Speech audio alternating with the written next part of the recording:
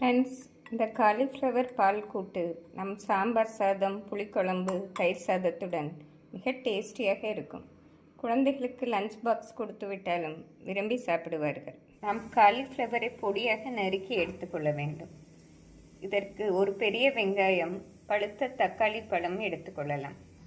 நாம் ஒரு பாத்திரத்தில் தண்ணீர் நன்றாக கொதிக்கவும் காலிஃப்ளவரை போட வேண்டும். நாம் நறுக்கிய காலிஃப்ளவரை போட்டு அதனுடன் சிறிது உப்பு, மஞ்சள் பொடி போட வேண்டும். நாம் 2 நிமிடம் நன்றாக கொதி வந்ததும் காலிஃப்ளவரை வடிகட்டி எடுத்து விடலாம்.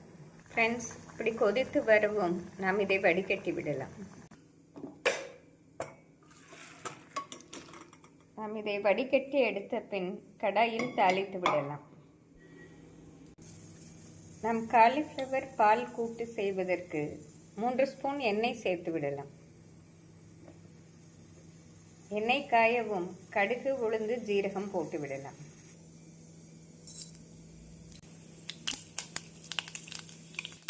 நாம் கடுகு பொரியவும் வெங்காயத்தை சேர்த்து விடலாம். நாம் இதனுடன் கறிவேப்பிலை, பச்சை மிளகாய் சேர்த்து விடலாம். வெங்காயம் நன்றாக வதங்கவும் நாம் காலிஃப்ளவரை சேர்த்து விடலாம். வெங்காயம் வதங்கும் போதே நாம் தேவையான அளவு தூள் உப்பு சேர்த்து விடலாம். நாம் இதற்கு இஞ்சி, பூண்டு எதுவும் சேர்க்க தேவையில்லை. இப்பொழுது நாம் காலிஃப்ளவரை சேர்த்து விடலாம். நாம் காலிஃப்ளவர் சேர்த்தவுடன் பழுத்த தக்காளி பழத்தை பிழிந்து சேர்த்து விடலாம். நாம் ஒரு தக்காளி பழத்தை கையிலே நன்றாக பிழிந்து சேர்க்க வேண்டும். இப்படி சேர்ப்பதால் இந்த காலிஃப்ளவர் பொரியல் டேஸ்ட் மிக நன்றாக இருக்கும். இது நன்றாக கிளறி விட வேண்டும்.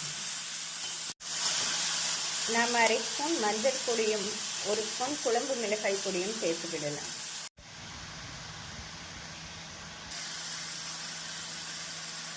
ஃப்ரெண்ட்ஸ், நாம் பச்சை மிளகாய் சேர்த்ததால் இந்த அளவு காரமே போதுமானது. நாம் மசாலா நன்றாக மிக்ஸ் ஆனவுடன் சிறிதளவு பால் சேர்த்து மிதமான தீயில் வைத்து விடலாம். நாம் ஒரு 1/2 டம்ளர் பால் ஊற்றினால் சரியாக வரும். இந்த காலிஃப்ளவர் கூட்டு நாம் பாலிலே செய்தால்தான் மிக டேஸ்டியாக இருக்கும். இப்பொழுது நாம் மிதமான தீயில் மூடி போட்டு 5 நிமிடம் வைத்து விடலாம்.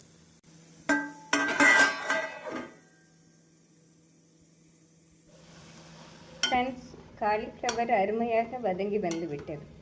5 முதல் 8 நிமிடத்திலே